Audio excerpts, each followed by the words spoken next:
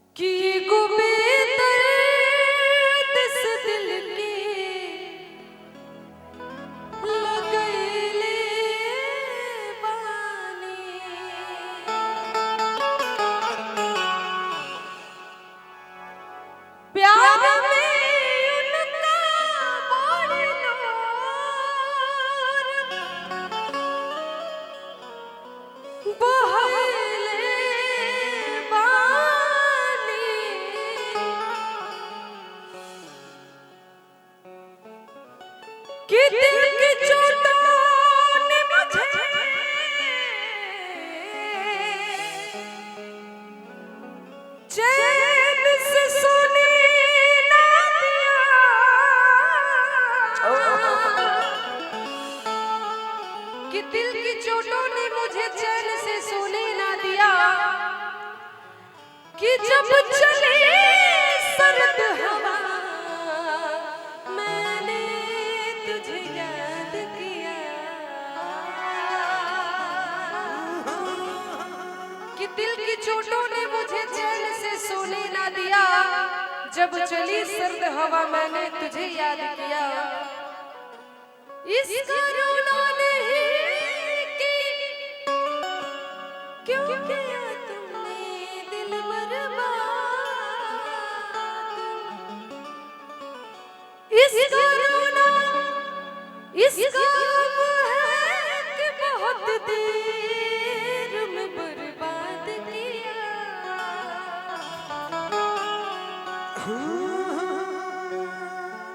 कि हमको किसके गम ने मारा,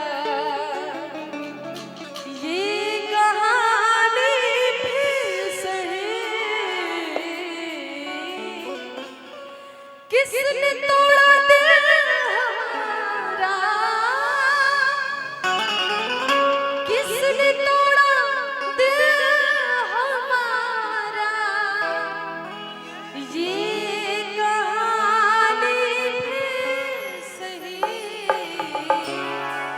हमको किसके गम ने मारा, ये कहानी सही। लेकिन ये तो गुलाम जी का गीत है, लेकिन यहाँ मैं गा रही हूँ अपना दीपिका ओझा का गीत का भाव कैसे है कि गो बेदर्द से दिल की लगई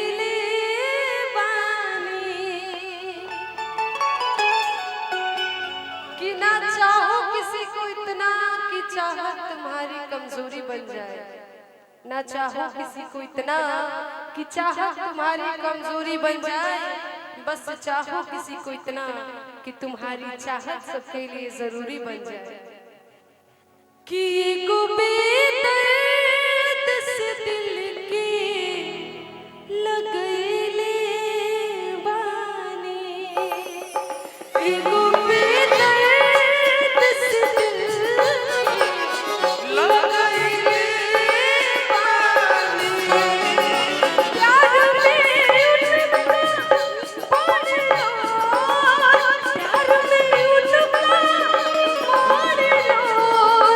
Oh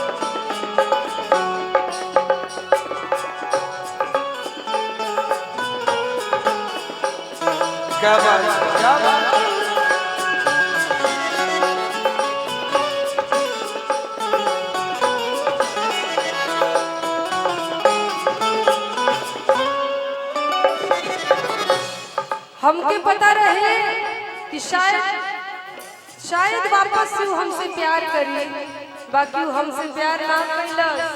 काहे कि हम सुने नहीं प्यार से पत्थर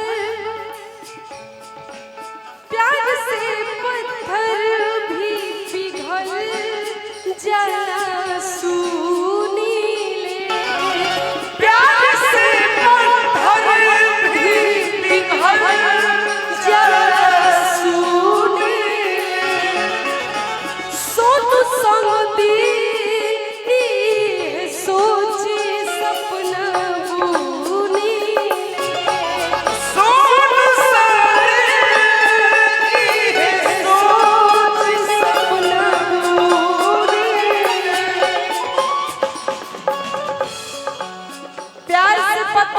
पिघल जाला हम सुनले रही, लेकिन हमारा संगे ऐसा ना भइल।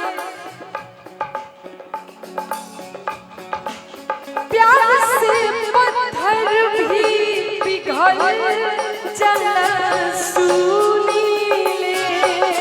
सोनू संगते सोची सपना